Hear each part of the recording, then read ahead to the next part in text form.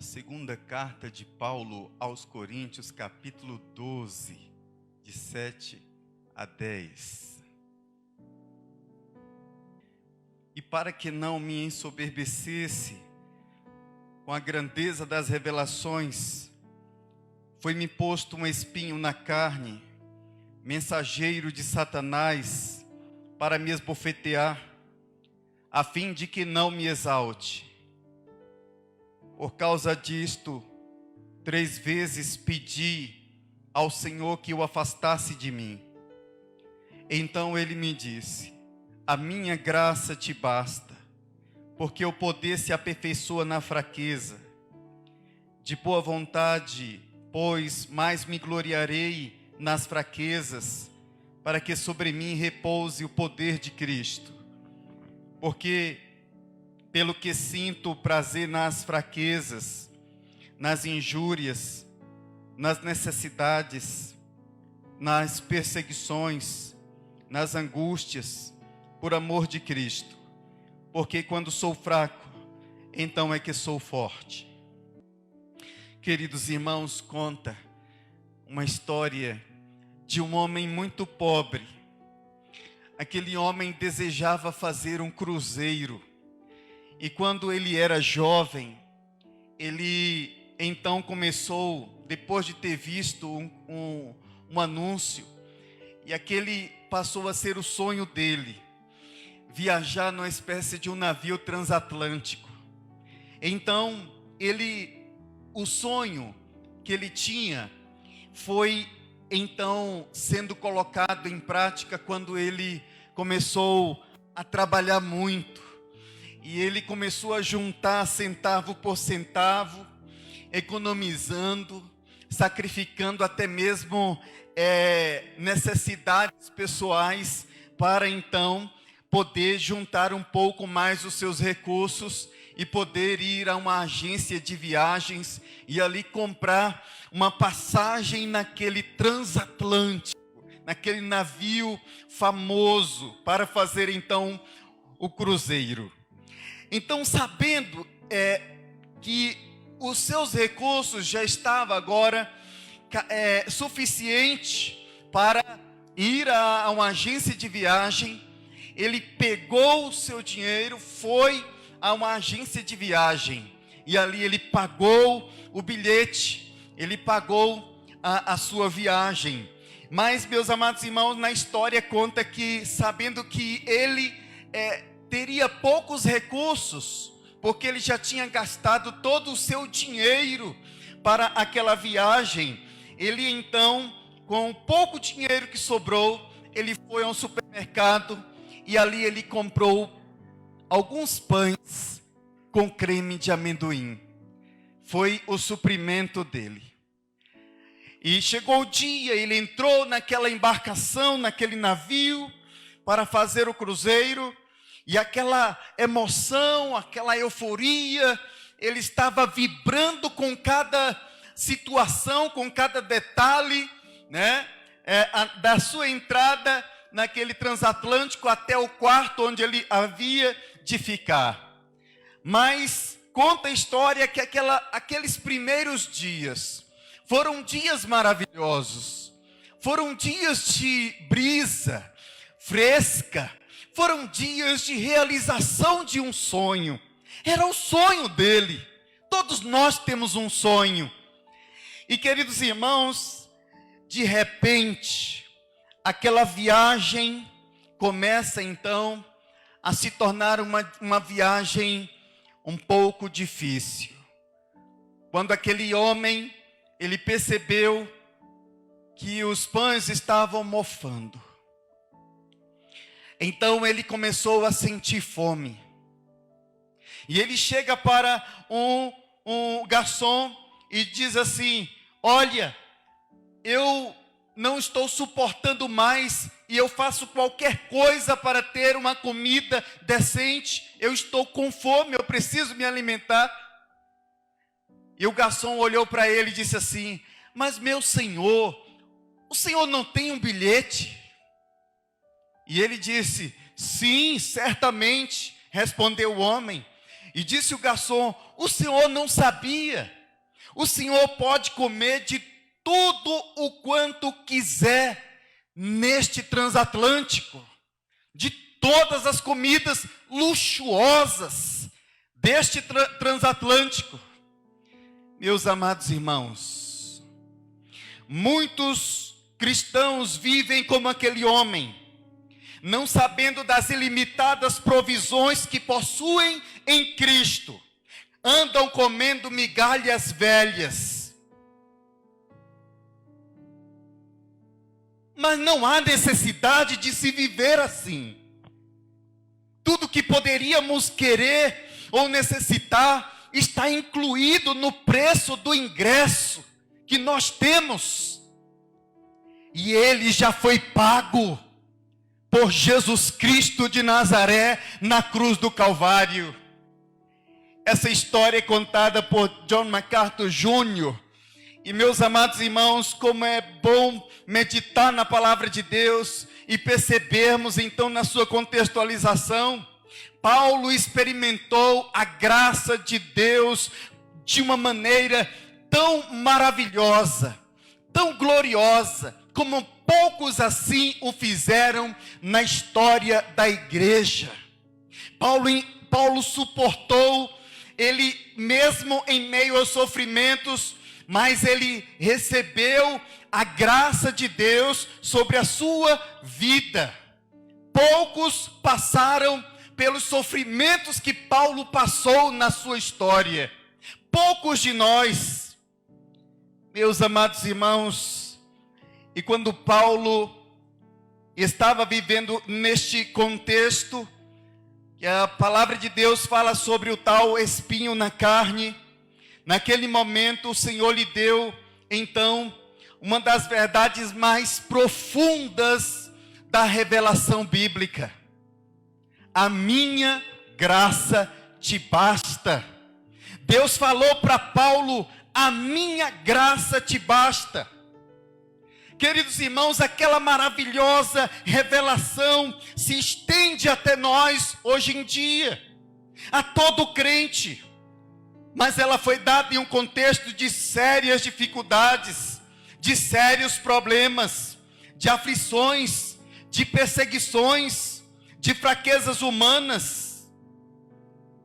E nós podemos então perceber, é possível notar aqui, meus amados irmãos, que muitos comentaristas divergem a respeito desse tal chamado espinho na carne, o que teria sido de fato o tal espinho na carne. Fica uma incógnita, fica uma interrogação na mente. João Calvino, comentando isso aqui, ele diz que o espinho na carne pode tranquilamente ser aplicado a qualquer prova ou teste que nós passamos em nossas vidas, qualquer tipo de provações, uma variedade de provações, de testes que nós enfrentamos durante a nossa vida.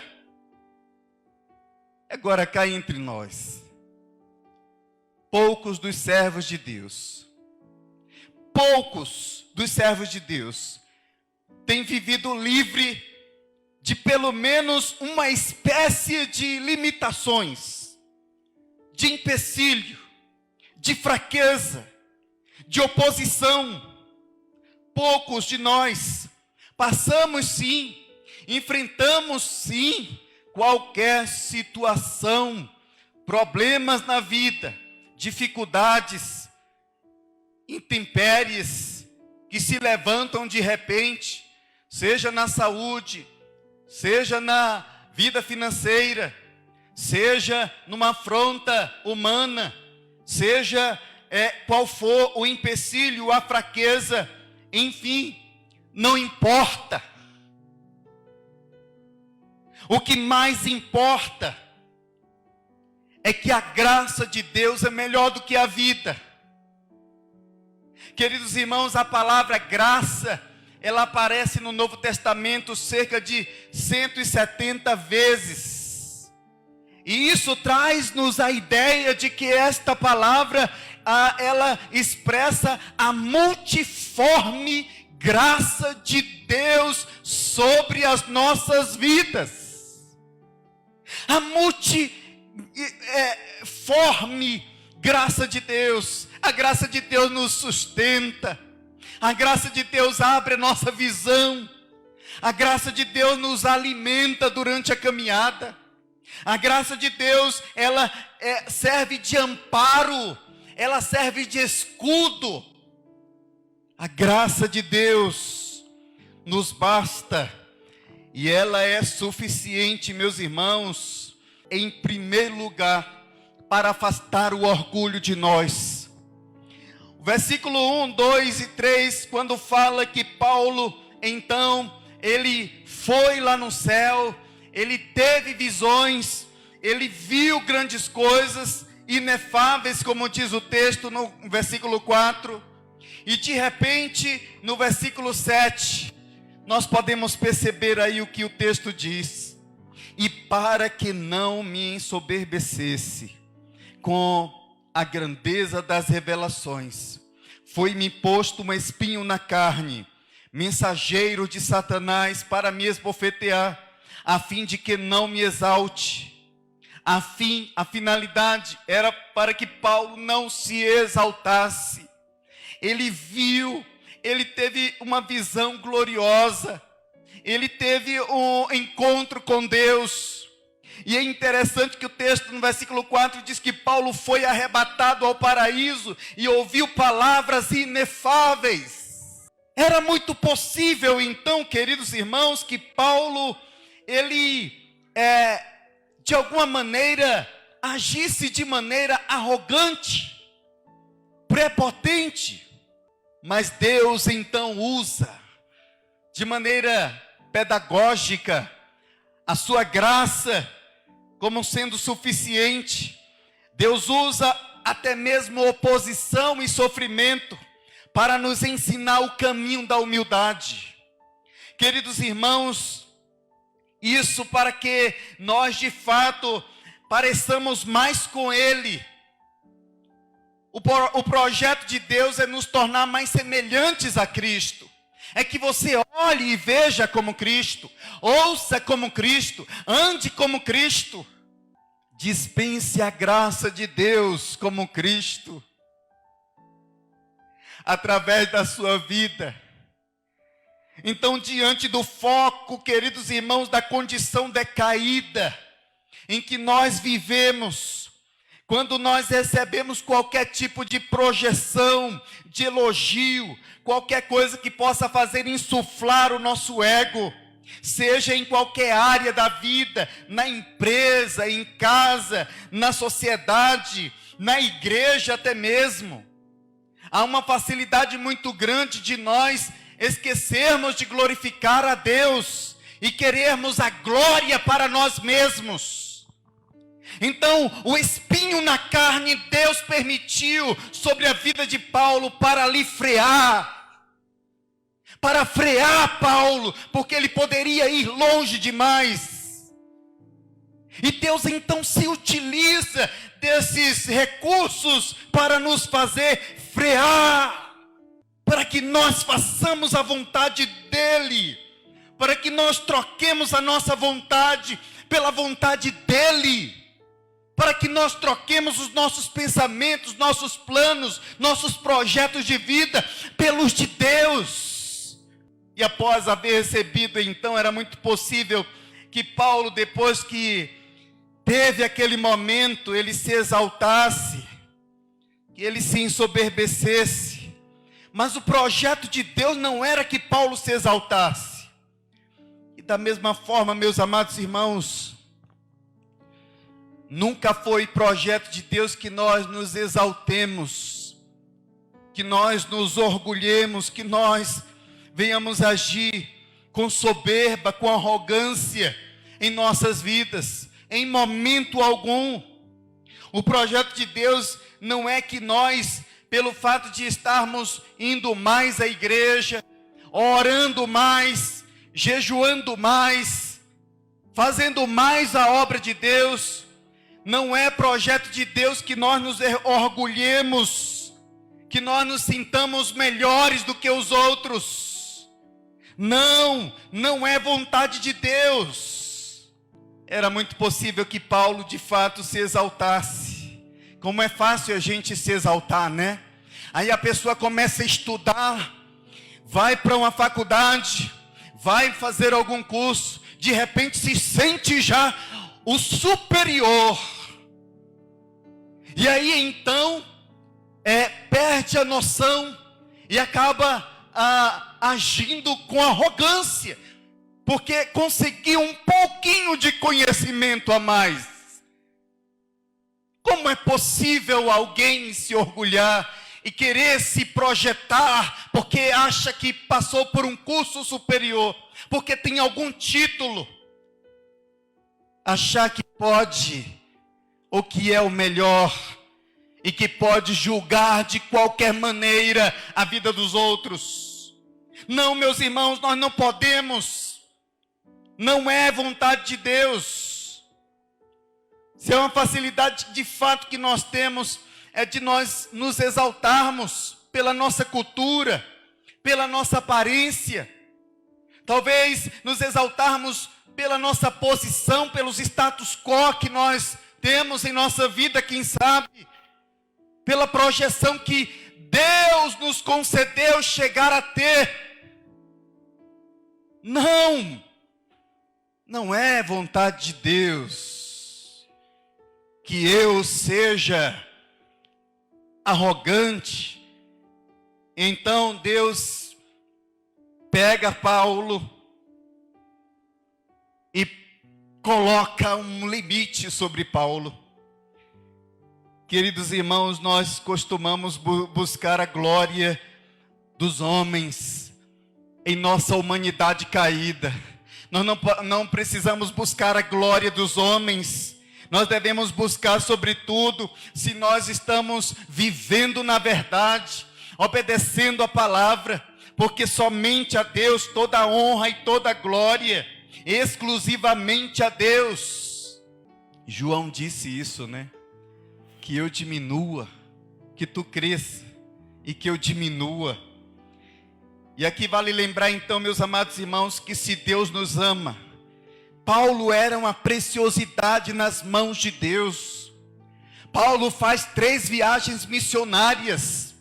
Paulo está a serviço de fato de Deus, passando por tribulações, mas ali, aquele sofrimento, de fato, foi permitido por Deus.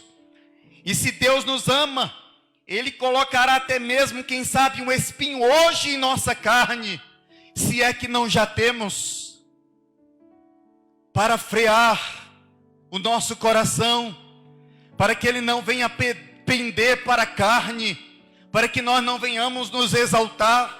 O orgulho é o carro-chefe de Satanás, e Satanás tem destruído a vida de muitas pessoas por causa do orgulho, por causa da soberba. Então a graça de Deus, ela é suficiente para afastar o orgulho de nós, e Deus se vale então até mesmo do sofrimento para cumprir os seus planos, a sua vontade.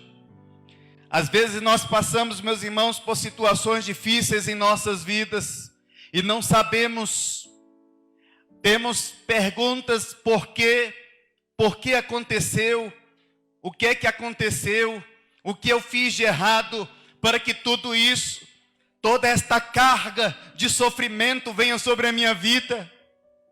Queridos irmãos, nós não temos respostas, mas nós sabemos que Deus pode se valer até mesmo dos sofrimentos humanos para nos tornar mais humildes. Mas outra lição aqui que nós podemos aprender com esse texto é que a graça de Deus também, ela nos torna mais dependentes de Deus. Versículo 8: por causa disto, 3 vezes pedi ao Senhor que o afastasse de mim. Então Paulo ora 3 vezes. Ele não ora uma, ele não ora 2, ele ora 3 vezes, para dar uma entonação de intensidade, de alguém que está numa total e completa dependência. E ele roga, e ele pede insistentemente. Por causa disso, 3 vezes pedi ao Senhor que o afastasse de mim. Então ele me disse: a minha graça te basta, porque o poder se aperfeiçoa na fraqueza. De boa vontade, pois, mais me gloriarei nas fraquezas, para que sobre mim repouse o poder de Cristo. Meus amados irmãos, nós podemos ver então que em 2 Coríntios 12, versículo 8, foi o texto que nós lemos. Ele pede, ele roga, ele precisa de alguma coisa. E quem geralmente roga e pede, e insiste ali, e persiste ali, e continua ali pedindo, é porque está na dependência de alguma coisa. E nós podemos ver então, queridos irmãos, que o sofrimento que revela as nossas fraquezas serve também para revelar o poder de Deus sobre as nossas vidas. Sabe? Porque quanto mais, parece que na vida é assim, quanto mais nós passamos pelos sofrimentos, quanto mais nós passamos pelas lutas, quanto mais nós passamos pelo, vamos dizer, arroxo na vida, mais nós levantamos as mãos para os céus, mais nós dobramos os nossos joelhos diante de Deus para clamar o favor e para clamar a misericórdia do Pai. Queridos irmãos, quando somos menos dependentes da nossa própria força, quando somos menos dependentes da nossa própria saúde, quando nós somos menos dependentes de nós mesmos, dos nossos próprios recursos, quando faltam-nos os recursos da terra, e nós só temos ao nosso lado os recursos do céu, parece que a nossa fé vai por um trampolim e salta. A nossa intimidade com Deus afina como uma guitarra afinada. A nossa vida com Deus, o nosso relacionamento com Deus passa a ficar mais aperfeiçoado, mais íntimo. Eu fico imaginando, queridos irmãos, a dor do coração do pastor Marlúcio agora há pouco. Depois de 18 dias, um AVC hemorrágico do seu filho. Ele veio, Pedro veio a partir desta vida. Estávamos lá, pastor Clóvis, eu, pastor Nildo e tantos pastores da nossa região, pastor Nivaldo, pastor Nelson e tantos outros irmãos. Queridos irmãos, e vimos lá a dor. Ele só tinha um filho. Ele só tinha um filho. Mas dentro do sofrimento, dentro dos planos eternos de Deus, dos decretos de Deus, aprove a Deus levá-la, Pedro, com cerca de 13 anos de idade. Foi muito difícil. Foi muito doloroso. E não é possível falar de tudo que nós vimos e vivenciamos ao lado do pastor Marlúcio e assistindo, e a igreja orando, sem não nos emocionarmos diante de Deus. É muito difícil. E nós podemos ver então que Paulo, ele passa por aquela situação, por aquela provação, por aquele sofrimento, daquele espinho tal, chamado espinho na carne, por Deus colocado.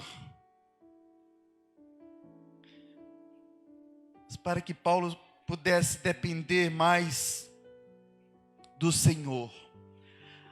João Calvino cita, e ele diz assim, uma frase: temos de nos acostumar aos menosprezos das vaidades da vida presente, para que possamos meditar na vida futura. Queridos irmãos, o Senhor sabe que nós somos inclinados a amar de maneira cega o mundo, de maneira cega, de maneira carnal. O Senhor sabe que nós nos afastamos o tempo inteiro. Nós nos afastamos da oração, nós nos afastamos da igreja, nós nos afastamos da leitura da palavra, nós nos afastamos. Então, para nos atrair e para nos tornar mais dependentes de Deus mesmo, Ele usa a sua graça para nos tornar mais dependentes dEle. Agora, uma coisa interessante, meus amados irmãos, não há nada de errado em nós planejarmos, em nós projetarmos, em nós gastarmos tempo com logística, com anotações, com a matemática, fazendo cálculo, não há nada de errado. Mas se nós formos nos examinar, nós veremos que nós gastamos muito mais tempo com os nossos próprios recursos, com a nossa própria inteligência, com a nossa própria capacidade intelectual, enfim. Gastamos muito mais com os nossos expedientes, dependemos muito mais de nós mesmos, das nossas decisões, das nossas escolhas. E dependemos muito pouco do Senhor, gastamos muito pouco tempo com Deus, dependemos muito pouco da força dEle, do poder dEle, da ação dEle. Passamos pouco tempo diante de Deus em oração para ouvirmos, para acalmar, aquietar o nosso coração e ouvir de Deus qual a direção dEle para as nossas vidas. Agimos com facilidade, tomamos a frente das coisas. Então, Deus usa qualquer tipo de sofrimento, de privação, de provação, de teste, para nos tornar mais dependentes dEle. Nós devemos depender unicamente de Deus. Sabe? O dinheiro não pode fazer absolutamente nada por nós. Nós não podemos colocar a nossa confiança em carros, em cavalos. Nós não podemos colocar a nossa confiança nas armas. Nós não podemos colocar a nossa confiança no estadista do nosso país. A nossa confiança não está em Bolsonaro. A nossa confiança não está nos governantes. A nossa confiança não está no STF. A nossa confiança está em Jesus Cristo de Nazaré. A nossa confiança está no Deus vivo e todo-poderoso. Ele é que nos sustenta. Ele é que dirige a nossa história. Ele é que cuida de nós. A nossa dependência está nele, não está no prefeito. A nossa dependência está em Deus, porque tudo que você tem vem de Deus. Deus é que abre as portas sobre as nossas vidas. Você chegou até onde você chegou. Nós chegamos até onde nós chegamos, pela graça de Deus. Ele quer que nós dependamos dEle.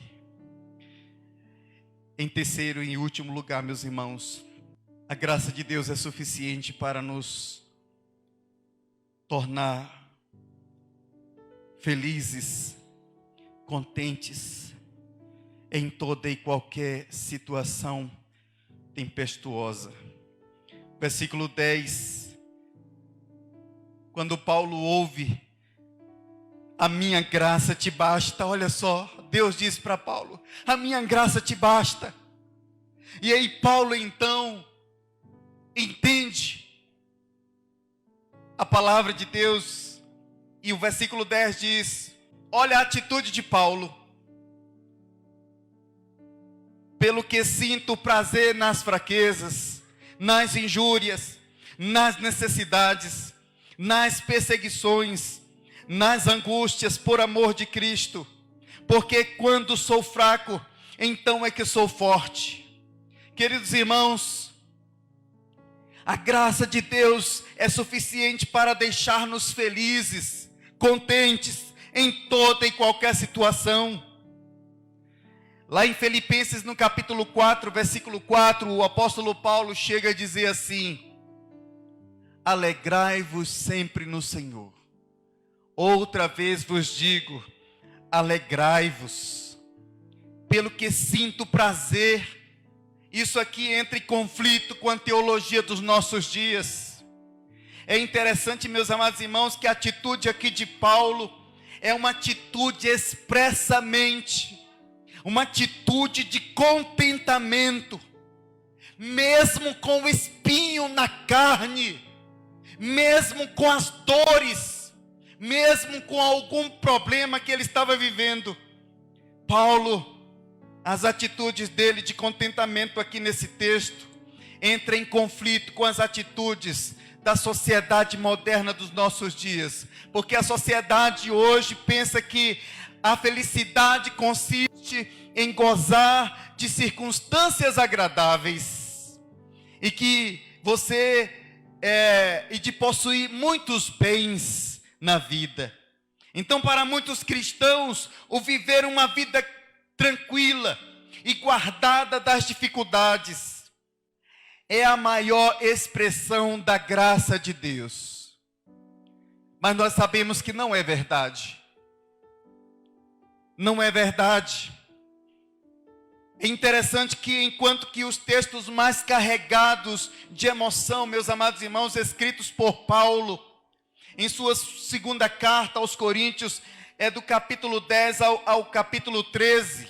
E no capítulo 11, nós temos um relato. Olha aí, do versículo 24 em diante do capítulo 11. É um relato que Paulo faz, ele lista as dificuldades de situações ameaçadoras pelas quais ele passou. E aí ele vai citar grandes aflições físicas, aprisionamentos, espancamentos, apedrejamentos, naufrágios, rios perigosos, assaltantes, perseguição de gentios e judeus, de falsos irmãos, noites mal dormidas, frio, calor, fome e sede. Paulo enfrentou calúnia de pessoas das quais ele havia dado a sua alma, o seu evangelho na igreja de Corinto. E é interessante, meus amados irmãos, que Paulo vai então enfrentar rejeição, traição, criticismo, falsas acusações, até mesmo ódio da parte de muitos da igreja de Corinto, aquela igreja que ele havia amado. E é interessante que eles de fato machucaram o coração do apóstolo Paulo, mas, meus amados irmãos, pela graça de Deus, a graça de Deus foi derramada sobre a vida do apóstolo Paulo de uma maneira tão gloriosa, que Paulo, ele é um guerreiro, ele continua firme, mesmo na crise, ele permanece firme, ele permanece humilde, ele permanece dependendo de Deus, e agora ele permanece, mesmo naquela situação, contente, satisfeito, feliz, pelo que sinto prazer nas fraquezas, nas injúrias, nas perseguições. E nós podemos ver então uma atitude de Paulo aqui de contentamento. Queridos irmãos, o espinho na carne, como nós falamos, a palavra de Deus aqui nos propõe nesta noite o sermos obedientes ao Senhor. E pela graça de Deus, nós vivemos de fato uma vida de humildade, vivermos de fato uma vida, nós somos convocados a nos humilhar diante de Deus, para vivermos uma vida de humildade, vivemos uma vida de dependência de Deus e vivermos uma vida contente em toda e qualquer situação. Você é contente com a sua vida? Você está contente com a sua vida? Você está contente com o seu esposo? Você está contente com a sua esposa? Você está contente com o seu filho? Você está contente com o seu emprego, com aquilo que Deus tem colocado mês a mês, dia a dia sobre a sua vida? Você está feliz? Você agradece a Deus? A pergunta então que vem até nós: qual é o teu espinho na carne hoje? Fale para você mesmo. Qual é o teu espinho na carne hoje? Talvez você tenha orado. Quais são as tuas oposições, os teus empecilhos, de fato e de verdade? Qual é o teu espinho na carne? Saiba que o sofrimento de Cristo foi muito maior do que o sofrimento que você está vivendo hoje. Os sofrimentos que o apóstolo Paulo passou, vivenciou e experimentou foi muito maior do que o que você está vivendo hoje. Alegre-se no Senhor. Nós somos convocados a vivermos contentes, irmãos. Alegres, satisfeitos com tudo que Deus tem colocado em nossas vidas. Tem um hino, um dos hinos mais belos do nosso Inário Novo Cântico. É o hino de número 108. Se paz a mais doce me deres gozar, se dor a mais forte sofrer, ó seja o que for, tu me fazes saber que feliz com Jesus sempre sou. Sou feliz com Jesus. Sou feliz com Jesus, meu Senhor. Quando nós passamos os nossos olhares para a composição deste hino, queridos irmãos, parece que a impressão que nós temos de fato é que a pessoa estava no seu mais belo dia, mais inspirado dia, mais feliz, mais alegre, o mais satisfeito. Mas não, queridos. Quando as suas 4 filhas, juntamente com a sua esposa, viajaram num navio e houve um naufrágio, ocorreu um naufrágio, e naquele naufrágio, suas 4 filhas perderam a vida. A sua esposa escreve um telegrama para o autor do hino 108, Horatio Gate Spafford, dizendo: salva, porém só. Ao ser informado do fato, ele pega um barco, vai na direção do local onde estava ali a sepultura de suas filhas. Enquanto o barco era jogado de um lado para o outro, a sua emoção estava à flor da pele. O Deus que inspira canções de louvor nas noites escuras da nossa vida, inspirou a letra deste hino no coração daquele homem. Sou feliz, sou feliz. Queridos, que Deus nos abençoe. A graça de Deus é suficiente para nos tornar mais parecidos com Cristo, mais humildes, mais dependentes dEle. O que será de nós se não for o Senhor? O que seria de nós se não fossem as misericórdias do Senhor? A Deus toda a honra. A Deus toda a glória. Amém.